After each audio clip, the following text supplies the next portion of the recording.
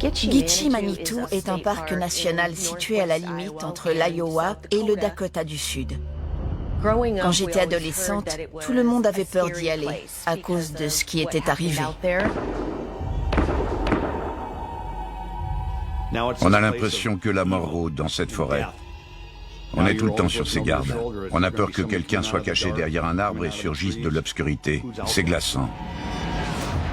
On ne savait pas du tout qui étaient les coupables ni pourquoi ils avaient agi ainsi. Je ne comprenais pas comment une chose pareille pouvait arriver. J'ai eu l'impression que tout mon univers s'écroulait d'un coup. Ce qui s'est passé cette nuit-là, c'est un cauchemar grandeur nature. Le genre d'horreur qui vous trotte dans la tête et vous fait paniquer quand vous vous retrouvez tout seul dans un coin perdu.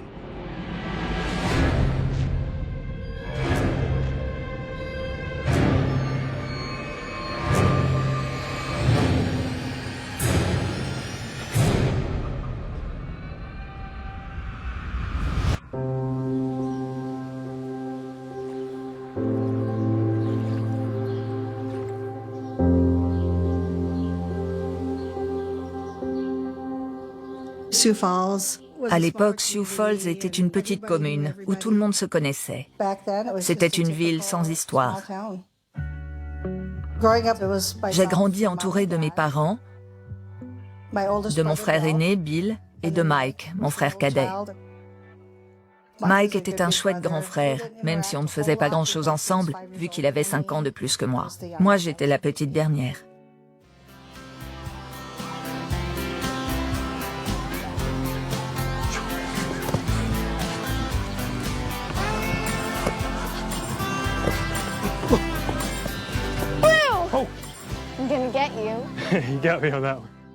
Il avait ses amis et ses occupations, mais quand il était à la maison, il était toujours sympa avec moi. Go fetch your bucket. Yep. Who made that for you, Mom? Yep. Can you see out of it? J'étais déguisée en fantôme pour Halloween. J'avais un drap sur la tête avec des trous pour les yeux. Il m'a emmené faire le tour des voisins avec une de mes copines. J'ai un souvenir très net de cette soirée. Il restait sur le trottoir pendant qu'on allait sonner aux portes pour avoir des bonbons. Il avait renoncé à sortir avec ses amis pour nous accompagner. On s'est bien amusés. Je suis contente qu'on ait pu faire ça ensemble. C'est un merveilleux souvenir que j'ai de lui. C'était un super grand frère. 2 semaines après cette soirée, la petite fille de 10 ans que j'étais a perdu toute son insouciance. Tout a changé en une nuit.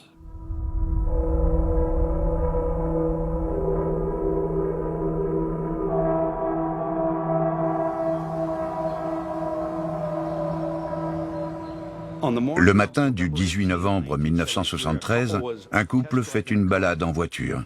Ils décident de traverser le parc national de Gitche Manitou, une dernière fois avant les premières neiges.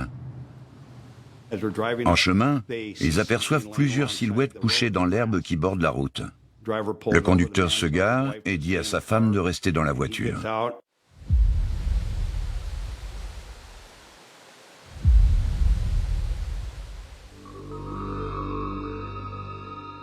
Il s'approche et comprend que la situation est grave. Il s'est passé quelque chose d'horrible. Cette commune rurale n'avait jamais connu ce genre de drame. D'ailleurs, le shérif n'avait même pas de ruban jaune dans sa voiture pour délimiter la scène du crime. Il n'en avait encore jamais eu besoin. Quand une petite ville est frappée par un crime de cette ampleur, les autorités locales demandent des renforts au bureau des enquêtes criminelles de l'État. Quand on est arrivé, l'ambiance était vraiment sinistre. Juste à l'entrée du parc, au début de l'allée, il y avait un petit parking et sur la gauche, une zone avec des hautes herbes. C'est là que les corps avaient été abandonnés. J'ai rarement vu une scène de crime aussi horrible. Il y avait du sang partout. Les 3 adolescents étaient couchés sur le ventre. Vu la taille des blessures et la quantité de sang dans l'herbe, les inspecteurs en ont déduit qu'on les avait abattus au fusil. Ils ont pu identifier les victimes grâce à leurs papiers d'identité. Stuart Beatty, 18 ans, son petit frère de 14 ans, Dana, et Mike Adrat, 15 ans. Roger SM, 17 ans, sera retrouvé près du feu de camp abandonné. On a retrouvé une guitare posée contre un arbre, ainsi que la moitié d'un joint de marijuana. Visiblement, ces gamins étaient venus là pour faire de la musique et s'amuser un peu.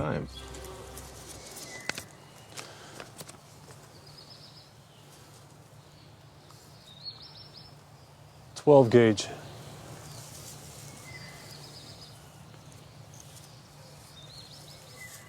.20 gauge.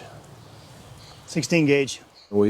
On a découvert 3 types de cartouches sur les lieux. Ça signifiait que 3 fusils différents avaient été utilisés. On en a déduit qu'il y avait 3 tireurs impliqués dans ce massacre. Mais on ne savait pas du tout qui ils étaient, où ils se trouvaient, ni quel était le mobile du crime. Personne ne comprenait pourquoi ces ados avaient été tués. Peut-être une histoire de vengeance. La police a retrouvé un peu de marijuana sur les lieux. Un rendez-vous avec des dealers qui avaient mal tourné, on ne savait pas.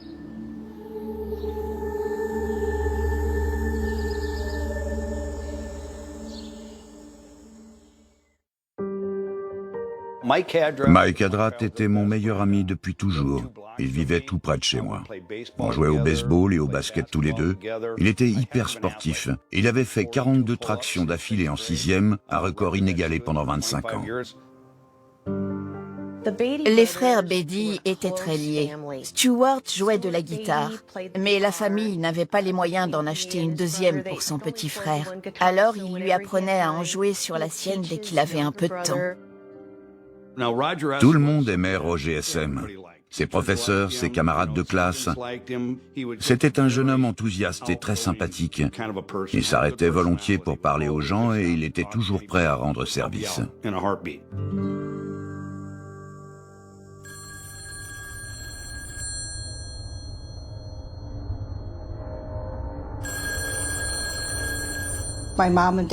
Mes parents et moi, on était en train de dîner quand la mère de Roger SM a téléphoné. Elle avait entendu dire qu'il s'était passé quelque chose dans le parc. Apparemment, plusieurs adolescents avaient été tués. Il y avait eu des coups de feu et Mike avait été abattu. Il était mort. C'était fou. Je ne comprenais pas comment une chose pareille pouvait arriver. Il était juste parti au parc avec ses amis. Pourquoi quelqu'un les aurait tués? Ça n'avait aucun sens à mes yeux. Je l'avais vu quelques heures avant. Comment pouvait-il être mort? C'est difficile de décrire ce qu'a pu ressentir la petite fille de 10 ans que j'étais. J'ai eu l'impression que tout mon univers s'écroulait d'un coup. Il était mort.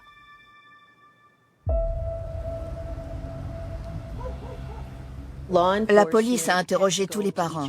Savaient-ils si leurs enfants avaient des ennemis? Est-ce qu'ils avaient eu des problèmes avec quelqu'un en particulier? Les enquêteurs ont commencé par interroger les familles pour savoir si quelqu'un avait des raisons de vouloir tuer ses gamins. Ils ont vérifié les antécédents des 4 victimes, en menant l'enquête auprès de leurs parents et de leurs professeurs. C'étaient tous de gentils garçons. Ils n'avaient jamais eu de problème. Mike n'avait jamais fait de vagues. Mes parents n'avaient jamais eu de soupçons ni même d'inquiétude à son sujet.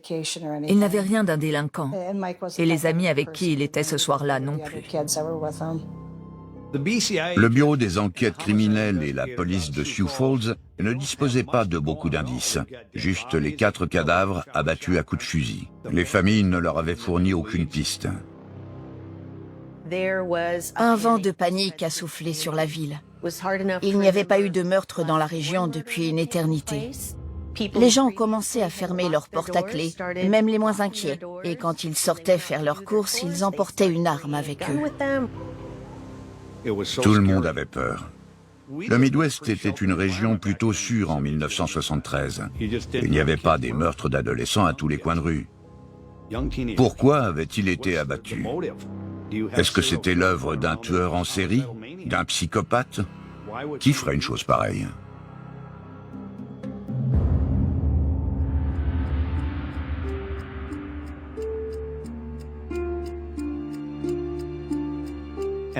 Dès le lendemain, une jeune fille se présente au poste de police de Sioux Falls. Elle affirme qu'elle était dans le parc la veille au soir. Qui est donc cette adolescente et quel est son lien avec cette affaire? L'après-midi qui suit le drame, une adolescente de 13 ans demande à parler aux enquêteurs. Son nom est Sandra Chesky. Que sait-elle sur ces meurtres et de quoi a-t-elle été témoin? Chaque fois qu'on l'interroge, elle raconte la même chose, dans les moindres détails.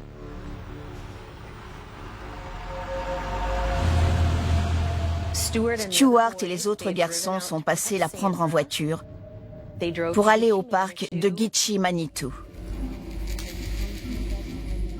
Ils ont fait un feu de bois et se sont installés autour pour passer la soirée.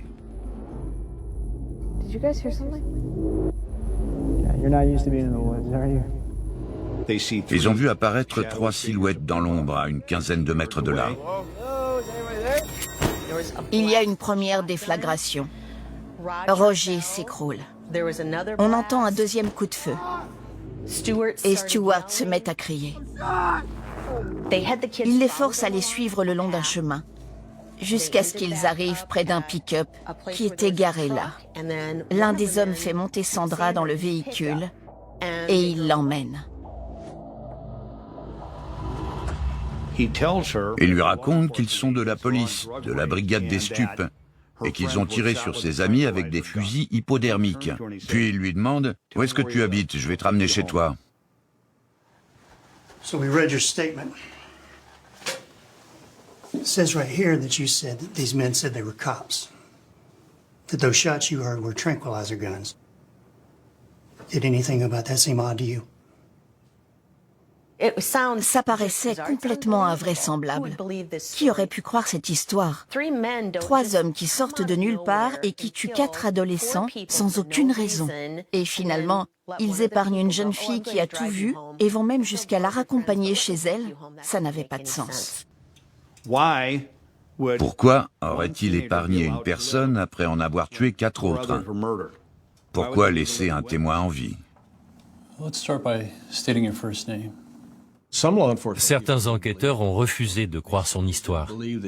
Pour eux, il était impossible qu'elle ait cru un seul instant que ses amis étaient juste endormis, pas avec tout ce sang partout. Donc on a fini par l'interroger avec un détecteur de mensonges.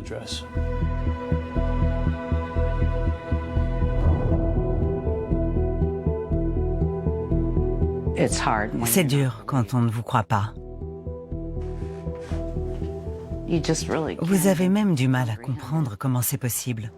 Ils pensaient que je connaissais les coupables et que j'étais leur complice. D'après eux, je savais forcément quelque chose.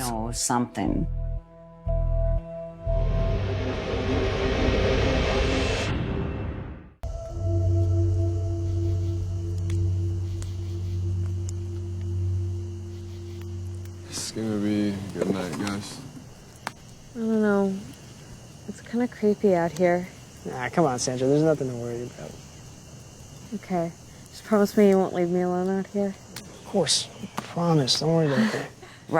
Roger était mon premier petit ami. Il m'avait appelé pour me proposer de passer la soirée avec eux.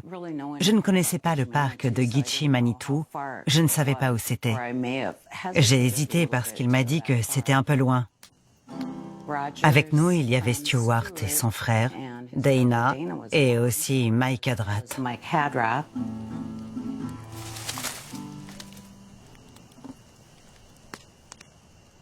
Did you guys hear something? You're not used to being in the woods, are you? What if it's a bear? You're a bear. Probably just a deer. You know, I know what we need. Yeah. Let's see. This. Take the edge off. Oh. You want to try?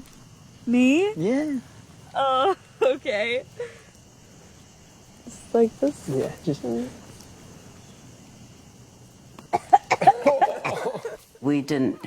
On n'avait rien à boire, mais les garçons avaient apporté un joint qu'on se faisait passer. C'était la première fois que je fumais de l'herbe. You okay? Yeah. Yeah, that'll do it. J'étais assise à côté de Roger et il avait mis son bras autour de moi. Stuart jouait de la guitare. J'aurais voulu que cette soirée ne finisse jamais.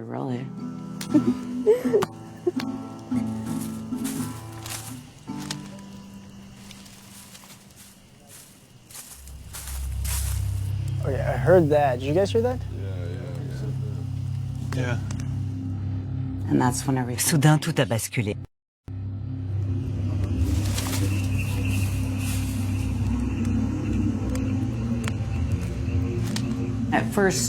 Au début, on ne s'est pas vraiment inquiété. On a pensé que c'était juste un animal qui faisait du bruit dans les fourrés. Mais ça ne s'est pas arrêté. Et au bout d'un moment, Roger et Stuart ont décidé d'aller voir ce que c'était. Roger m'a embrassé avant de s'éloigner et il m'a dit « Je reviens tout de suite ». Someone there? Hello? Hello? Ils ont fait quelques pas et ils ont commencé à crier. Hello? Who's there? Il y a quelqu'un qui est là, mais personne n'a répondu. Hello? Hello?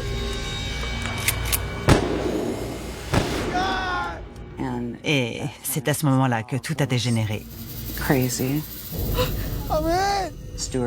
Stuart a crié qu'il était blessé et Roger ne disait plus rien.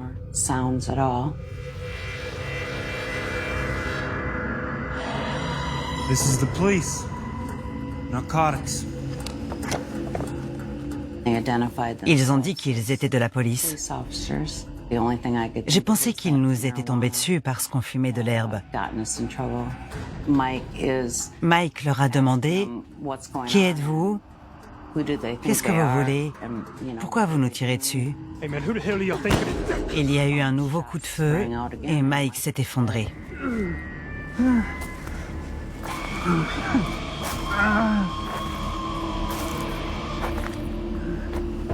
Get up. Yeah, quit your faking. You ain't fooling anyone. I said, get up. You too.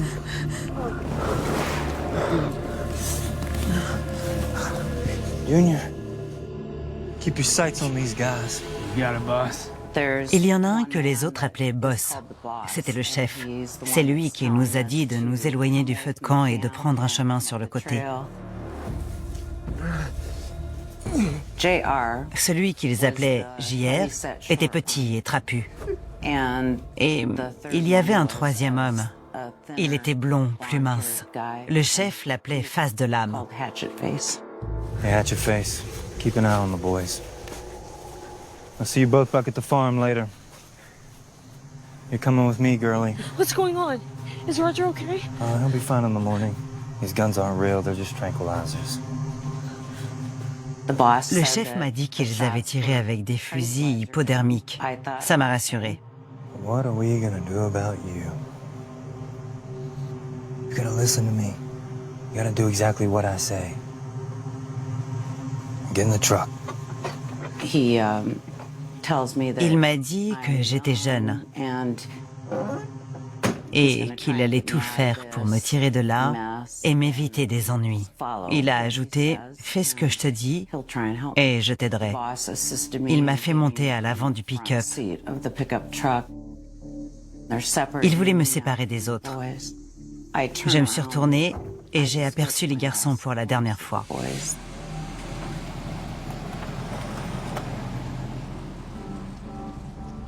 Je ne sais pas combien de temps on a roulé.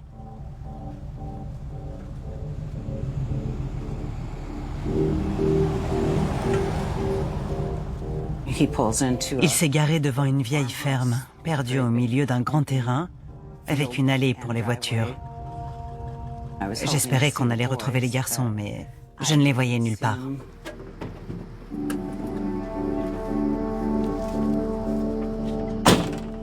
Don't you make a move, little girl. I'll be right back. Look at this. Boys.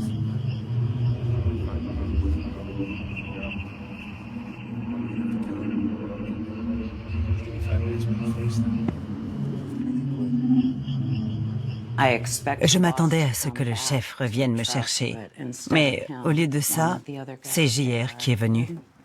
Il était flippant.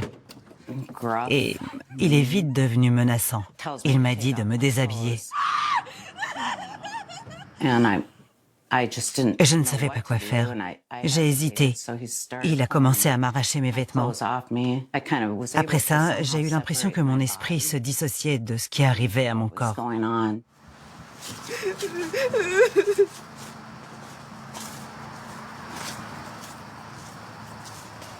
All right. You're up. All right. You boys go clean those bodies in the park. I'll take care of the girl. You got it. Finish it.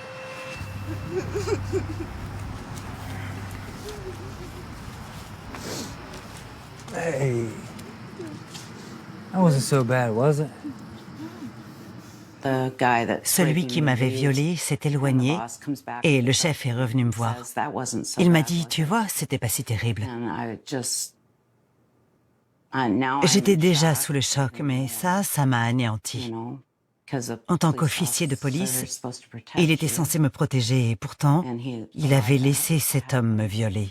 Il a attrapé une espèce de gros gourdin qui était rangé à côté de son siège ou juste en dessous. All right. Come on. Let's go check out this old house over here, huh? What do you say? Maybe we can find some critters.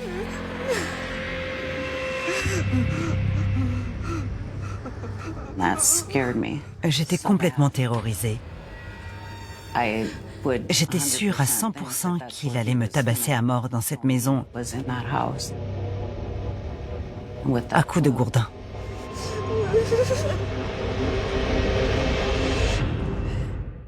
Come on, let's go. Come on, now, come on now. Come on. Hey, let's go. Come on. Hey, come on. Je ne voulais surtout pas entrer dans cette ferme. Je ne sais pas pourquoi, mais il a finalement renoncé à m'emmener à l'intérieur. All right. Let's go. Get back in the truck. Il m'a dit qu'il me ramenait chez moi. Je voulais croire que j'allais enfin rentrer à la maison et que j'aurais des nouvelles des garçons à ce moment-là. Je voulais juste rentrer chez moi. So this is the place? Il s'est arrêté devant. Now I know where you live. Et il m'a dit de ne rien dire à personne, sinon il reviendrait pour me tuer. Yeah. Write your number down. Il m'a demandé mon numéro de téléphone. Il lui dit « Donne-moi ton nom et ton numéro de téléphone. Je t'appellerai dans quelques jours pour qu'on se revoie. » Comme s'il avait juste l'intention de revoir cette jolie jeune fille un peu plus tard. Juste avant qu'elle descende du pick-up, il lui dit « J'ai ton numéro de téléphone et ton adresse. Ne raconte à personne ce qui s'est passé ce soir. » Now get the hell out of here.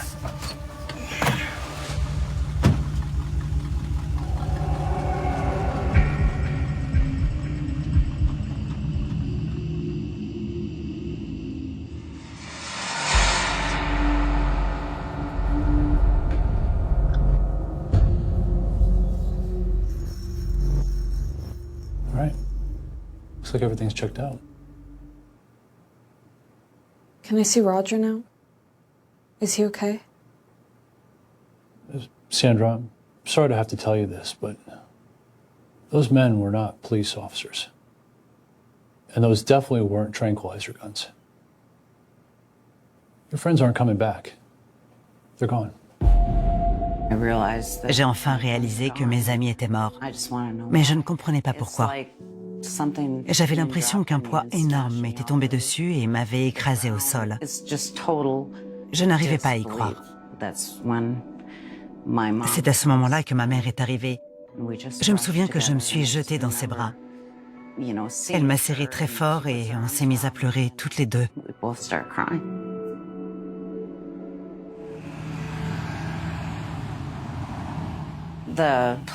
La police a fini par m'envoyer dans un centre de détention. C'était le seul moyen de me protéger efficacement contre ces hommes tant qu'ils ne seraient pas sous les verrous. C'étaient des meurtriers et j'étais la seule témoin de leurs crimes. Ces 3 hommes avaient abattu son petit ami et ses copains et ils allaient sans doute essayer de la retrouver pour la tuer à son tour. Parce qu'elle était l'unique témoin des faits. Il fallait absolument qu'on la mette à l'abri.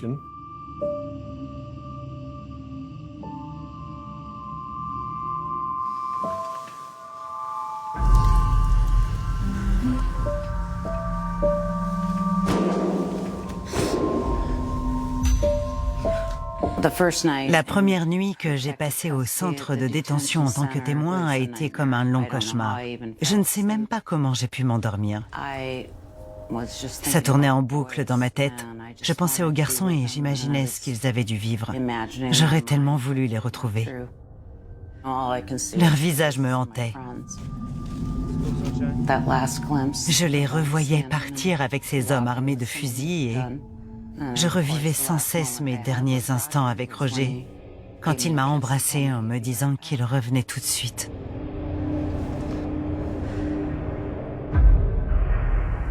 Sandra, tell us everything you remember about that truck. En fait, Sandra Chesky était une jeune fille très courageuse. It was an old pickup truck. It was brown. And I remember it had a gun rack on the back. J'ai passé plusieurs heures avec elle, le temps de faire des croquis et des portraits robots basés sur ses souvenirs. Elle a décrit le pick-up que conduisait le chef, une vieille Chevrolet marron. Elle se souvenait d'un râtelier à fusil à l'arrière et aussi d'un vide-poche très particulier à l'avant. Elle a ajouté que le pare-brise était fissuré. His face was thinner here.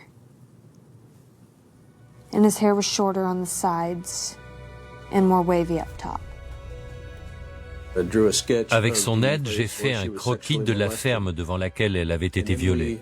Ensuite, on a quadrillé un périmètre de 80 km autour de Sioux Falls. On a envoyé des patrouilles sur toutes les routes et si un agent repérait une maison qui ressemblait au dessin, il le signalait au centre des opérations. Une voiture passait prendre Sandra et l'emmenait sur les lieux pour voir si elle reconnaissait l'endroit. J'ai passé des heures en voiture à chercher cette ferme encore et encore. Il fallait qu'on retrouve cette maison pour avoir une chance de mettre la main sur ces hommes. Tout ce qu'ils ont, c'est une série de portraits robots, la description d'un pick-up et le dessin d'une vieille ferme à l'abandon. Ils passent des journées entières à quadriller la région. Ils vérifient toutes les maisons abandonnées les unes après les autres.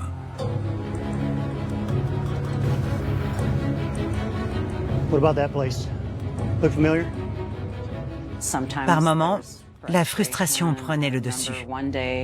Un jour où j'étais dans la voiture du shérif, il s'est garé sur le bord de la route.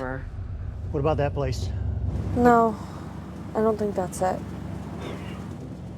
I know you know who these guys are. I want you to tell me right now. Je l'ai regardé et je me suis dit, c'est fou, il ne me croyait toujours pas. Je ne lui ai même pas répondu, c'était au-dessus de mes forces. Je me demandais comment il pouvait encore douter de moi. Ça a été vraiment dur. On dormait très peu. On exploitait le plus petit indice dans l'espoir de retrouver ces hommes. Et les journées étaient interminables.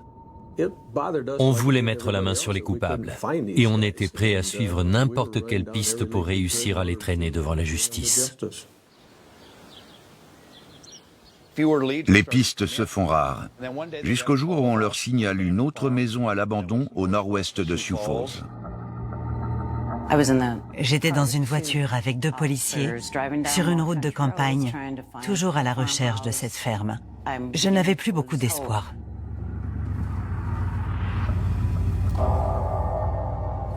Quand ils sont arrivés sur les lieux, Sandra a dit « Ça ressemble à la maison de mon souvenir ». Ils se sont alors approchés pour voir si elle pouvait se rappeler d'autres détails. Je me suis mise à crier. C'est lui, c'est le boss. Ils se sont garés en vitesse et un des policiers m'a fait descendre de la voiture avec lui. Une fois Sandra sur le bord de la route, l'autre policier redémarre à vive allure. Il fait demi-tour sur les chapeaux de roue et dans un nuage de poussière, il repart à la poursuite du pick-up.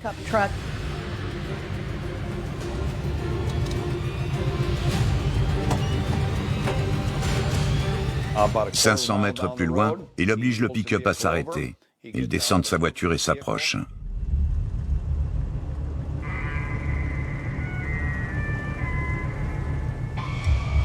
Hands on the wheel. Keep him where I can see him. What'd I do wrong, officer? I couldn't have been speeding. Le véhicule correspond en tout point à la description de Sandra. Il y a une fissure sur le pare-brise et un autocollant à l'endroit qu'elle a indiqué. Les lumières du tableau de bord sont de la couleur qu'elle a décrite. What's your name, son? Fryer. Alan Fryer. But honestly, I don't know what this all's about. Le conducteur est un homme grand et mince qui correspond au portrait robot du chef. Le policier lui demande son nom et ses papiers. Il répond qu'il s'appelle Alan Fryer. On a emmené le suspect au poste de police de Sioux Falls, où se trouvait le centre des opérations. La personnalité d'Allen était particulière. C'était un garçon élevé à la ferme, plutôt désinvolte. Il était très sociable et il aimait raconter des anecdotes. You know why we're here, don't you? We're investigating the murders at Gitche Manitou. Oh, yeah. Yeah, I heard about those. It's a shame what happened to those kids out there. D'abord, il a nié être allé à Gitche Manitou ce soir-là. Hey, look, I know Gitche Manitou. You know, I know that place like the back of my hand. But y'all got the wrong guy here. I wouldn't hurt a fly. Alan, where were you the night of November 17th? I can't remember, but I sure as hell wasn't at Gitche Manitou. I think I was out hunting with my brothers, James and David. Les trois frères Fryer font partie d'une famille de 13 enfants. Allen est le plus âgé des trois. Il travaille comme ouvrier agricole dans plusieurs fermes. Ça se faisait beaucoup à l'époque. David a 24 ans et des antécédents de violence. Quand il était ado, il avait été arrêté avec un de ses amis alors qu'il tirait sur des passants à la carabine depuis leur voiture. Surnommé JR, James est le plus jeune des trois. Il a une personnalité instable. Il ne sourit jamais et met souvent les gens mal à l'aise. Il a un comportement qu'on peut qualifier d'asocial et il peut même faire un peu peur.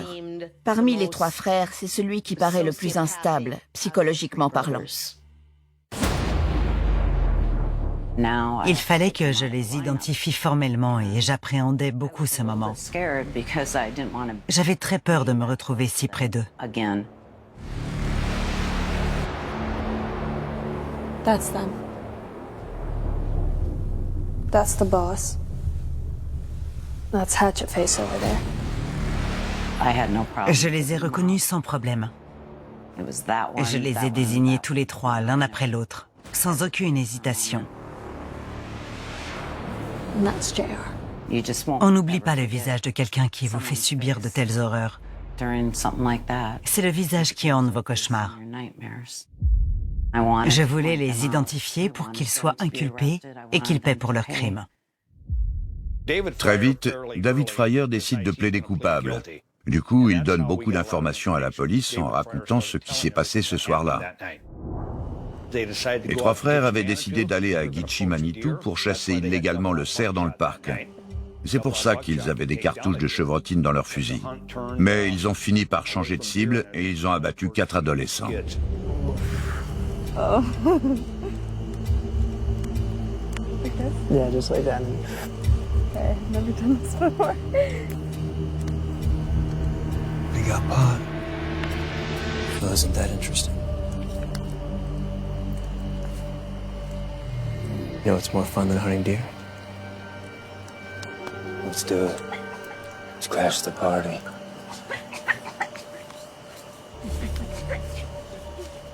Someone there? Hello? Hello?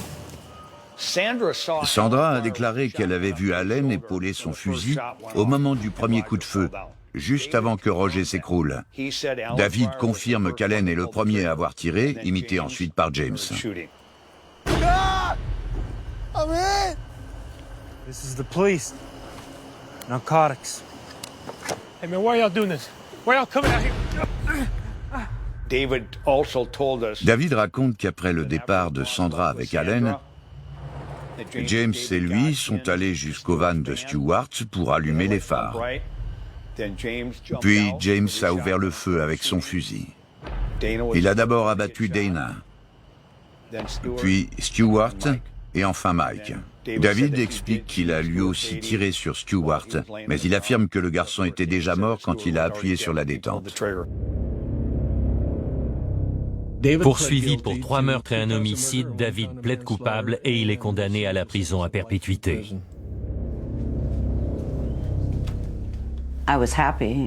J'étais soulagée de ne pas être obligée d'aller témoigner contre lui devant un tribunal. Mais il y avait encore les 2 autres frères.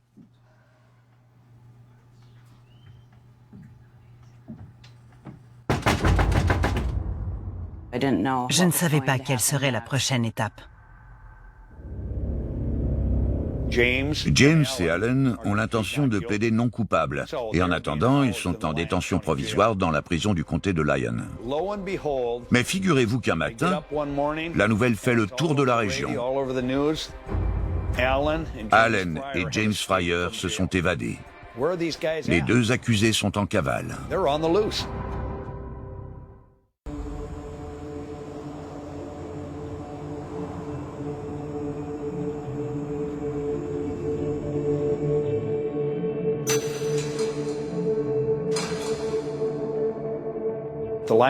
La prison du comté est un vieil établissement, mais ils viennent tout juste de remplacer les systèmes de fermeture sur les portes des cellules. Sauf que, par négligence, ils ne les ont pas soudés comme il le fallait. Allen Fryer s'en est aperçu, et il lui a suffi d'une tige de métal arrachée à son sommier pour ouvrir le verrou et s'enfuir avec son frère.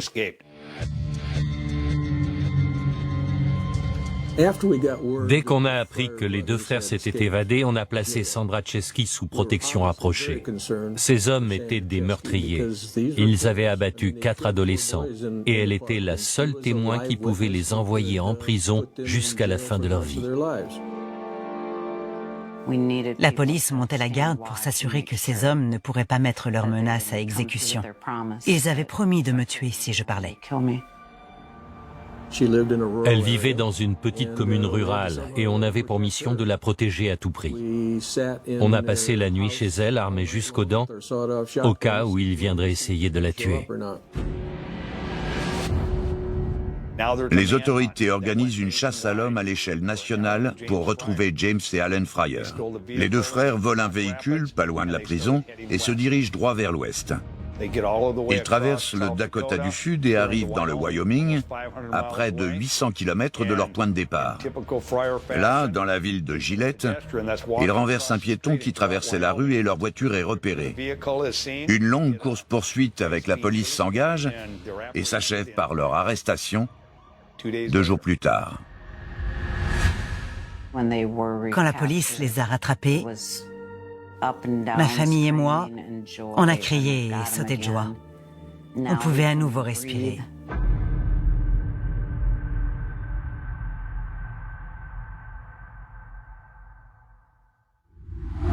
Le procureur décide de ne pas inculper James Fryer pour le viol de Sandra. Il ne veut pas qu'elle soit obligée de venir raconter son agression à la barre. Il dispose d'assez de preuves pour le faire condamner pour meurtre avec préméditation. James ne sortira plus jamais de prison. Au début, j'ai été déçue que JR ne soit pas aussi poursuivi pour viol. Mais j'ai fini par faire la paix avec ça. Il sait ce qu'il a fait, et moi aussi. Quand Sandra est venue témoigner, elle a fait preuve d'un courage incroyable. À l'époque, il n'y avait pas d'assistance psychologique systématique pour les victimes. Mais elle a fait face à tout le monde. Certains jours, elle a même passé plus de 2 heures de suite à la barre. Son témoignage ne leur a laissé aucune chance de s'en sortir.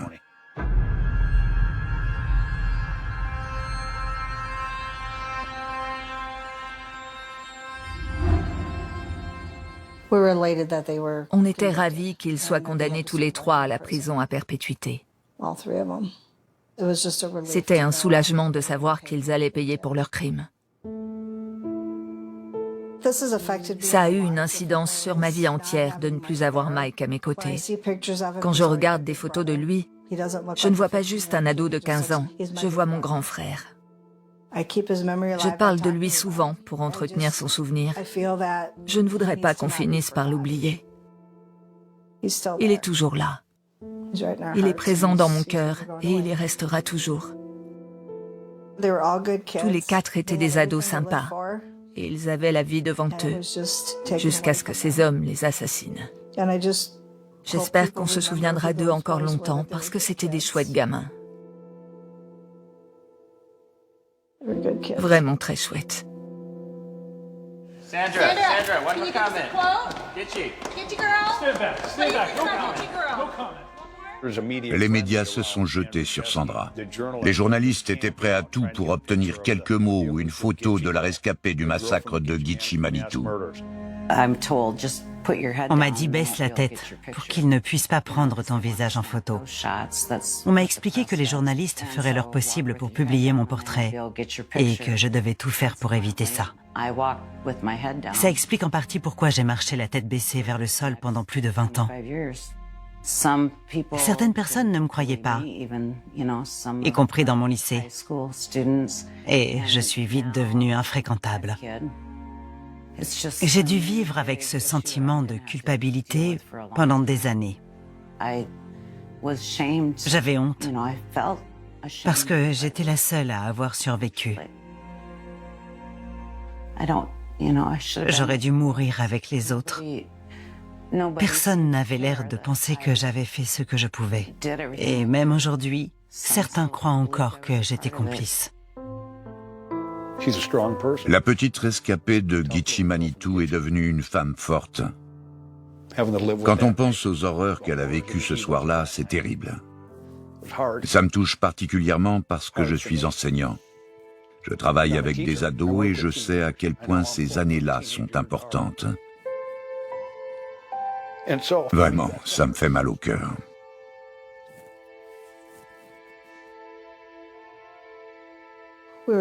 On est très reconnaissant que Sandra ait survécu et qu'elle ait pu témoigner.